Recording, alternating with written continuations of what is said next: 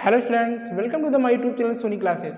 Students, आज मैं आपके लिए क्लास 12 की फिजिक्स का जो हमारी इंपॉर्टेंट सीरीज चल रही थी इंपॉर्टेंट क्वेश्चन की, उसका आज हम नेक्स्ट वीडियो आपके बीच में लेकर आए हैं। इससे पहले मैंने आपको बायो-सेवर्ट के नियम और बायो-सेवर्ट का जो पहला अनुप्रयोग था उसको मैंने आपको कंप्लीट कराया, जो कि बहुत ही ज़्यादा इंपॉर्टेंट है। आज हम बायो-सेवर्ट का नेक्स्ट अनुप्रयोग, नेक्स्ट एप्लीकेशन पढ़ेंगे जो कि बहुत ज़्यादा इंपॉर्टेंट है, इसलिए बहुत ध्यान से आपको समझना है। ठीक है ना, चलिए स्टार्ट करते हैं। हमारा बायो-सेवर्ट का दूसरा अनुप्रयोग है बायो-सेवर्ट का अनुप्रयोग।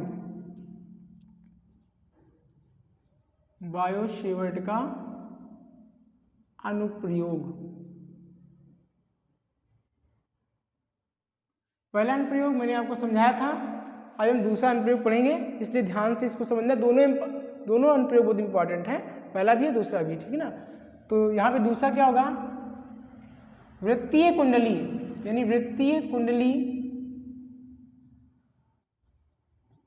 कुंडली मीन्स लूप ना, वृत्तीय लूप के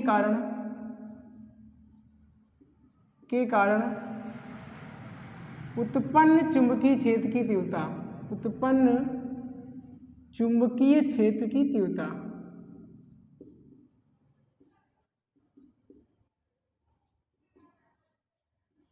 यदि आप पहला अनुप्रयोग नहीं देखें तो वो भी देख लीजिए, सबसे ज़्यादा इंपॉर्टेंट वही है।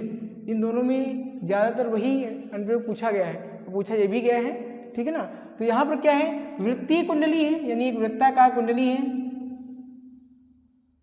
इस प्रकार से एक वृत्ताकार कुंडली है। अब यहाँ पर क्या किया गया, इस प्रकार से यहाँ पर धारा आपको प्रवाहित करनी है। ये धारा को मैंने प्रवाहित कराया इस पर आई। फिगर बहुत ही आसान है। और यहाँ पर क्या है, इसका केंद्र है O, और यहाँ से जिसकी त्रिज्या है उसको मैंने A सपोज किया है। आप R भी मान सकते हो, ठीक है ना। तो यहाँ पे A और R दोनों भी आप मान सकते हो, चाहे जो आप मान लीजिएगा। तो यहाँ पे जिसकी त्रिज्या A है। अब यहाँ पर मैंने आपको इससे पहले बताया था कि जो बायो-सेवर्ट का नियम होता है वो अल्पांश लंबाई के लिए होता है। तो यहाँ पर क्या करेंगे, कुछ अल्पांश मानेंगे।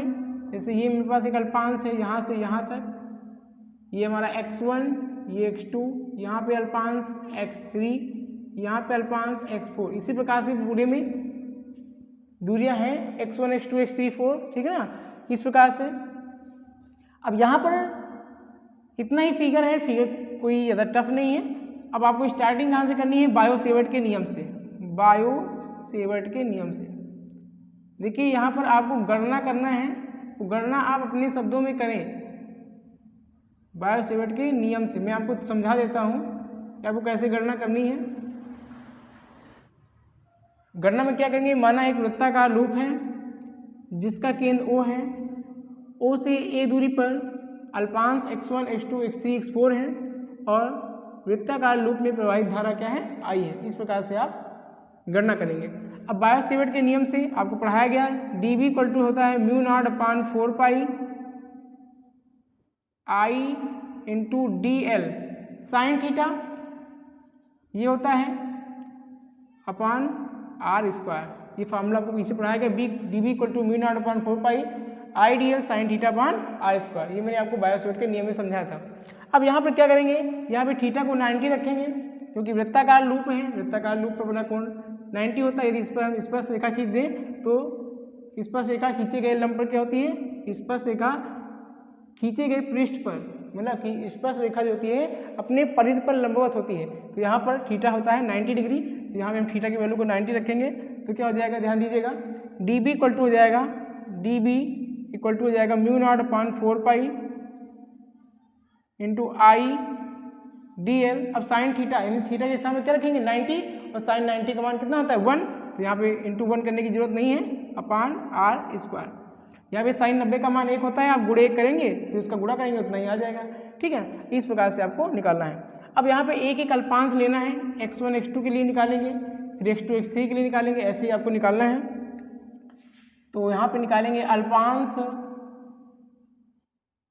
x1, x2 के लिए, ये निकालेंगे।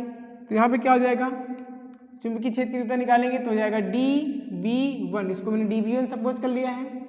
अब हो जाएगा dB1 इक्वल टू हो जाएगा म्यू नॉट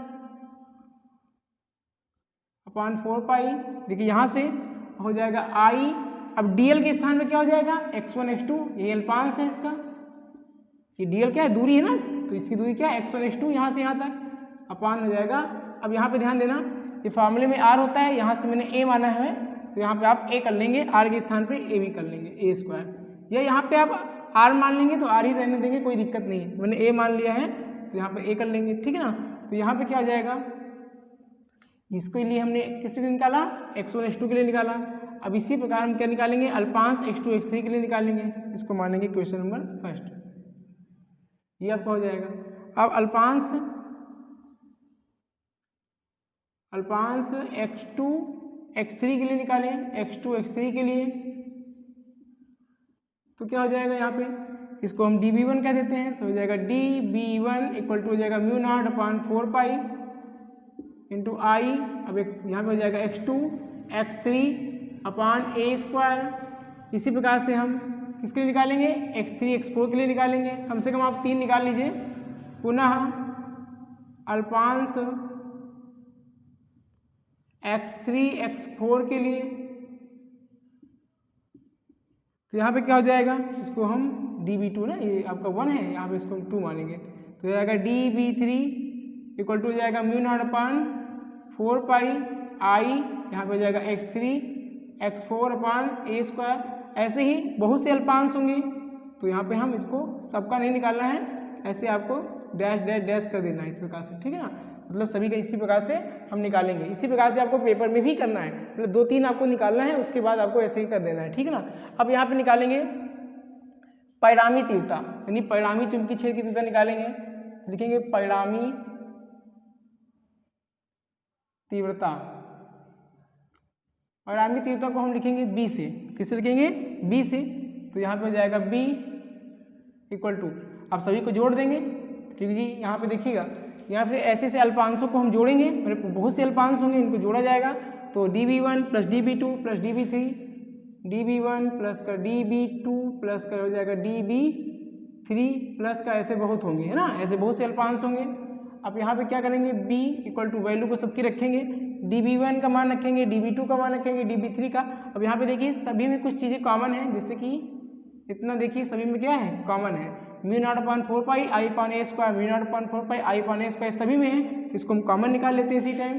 हो जाएगा mu naught upon 4 pi into I upon a square, ये सभी में कॉमन है तो अंदर क्या बचेगा x1 x2, यहाँ पे हो जाएगा x1 x2 plus x2 x3 plus ऐसे x3 x4 ऐसे बहुत बचेंगे, तो प्लस का डैश डैश आप कर सकते हो, यहाँ पे आप ऐसे ये भी लिख सकते हो x3 x4 फिर आप डैश डैश डैश कर सकते हो, ठीक है ना।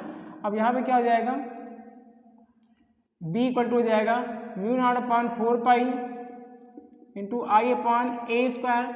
अब देखिए यहाँ पे अल्पांश हैं, इन सभी अल्पांशों को ये जोड़ देंगे तो ये क्या बन जाएगा पूरा वृत्त बन जाएगा, और वृत्त बनने पर ये बन जाएगा वृत्त की परिध, मतलब पूरे अल्पांशों को यदि आप जोड़ेंगे तो वृत्त की परिध हो जाएगा, और वृत्त की परिध होती है 2 पाई r, तो यहाँ पे हो जाएगा 2 पाई r, और यहाँ पे त्रिज्या क्या है a है, तो यहाँ पे हो जाएगा a।